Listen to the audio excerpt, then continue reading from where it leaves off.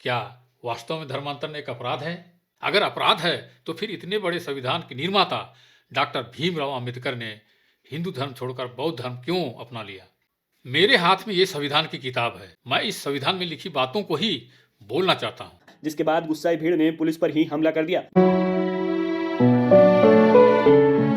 अनुच्छेद 25 क्या कहता है? सभी व्यक्तियों को अंतःकरण की स्वतंत्रता और अपने धर्म को अबाध रूप से मानने, आचरण करने और प्रचार करने की स्वतंत्रता का समान अधिकार देता है। भारतीय दंड संहिता आईपीसी की धारा 295 ए, 298 कानून दिए गए हैं। अगर कोई व्यक्ति या समूह किसी की धार्मिक स्वतंत्रता और स्वैच्छिक धर्म परिवर्तन पर कोई अड़चन पैदा करता है या दबाव डालता है, मारपीट करता है, पुनः धर्म परिवर्तन या जबरिया घर वापसी करवाता है, उसके लिए कोई लालच देता है, तो यह बहुत बड़ा अपराध है और इसके खिलाफ आईपीसी की धाराओं में कड़ी सजा का इंतजाम किए गए हैं। इसके तहत अपराधी को 5 साल तक की सजा हो सकती है।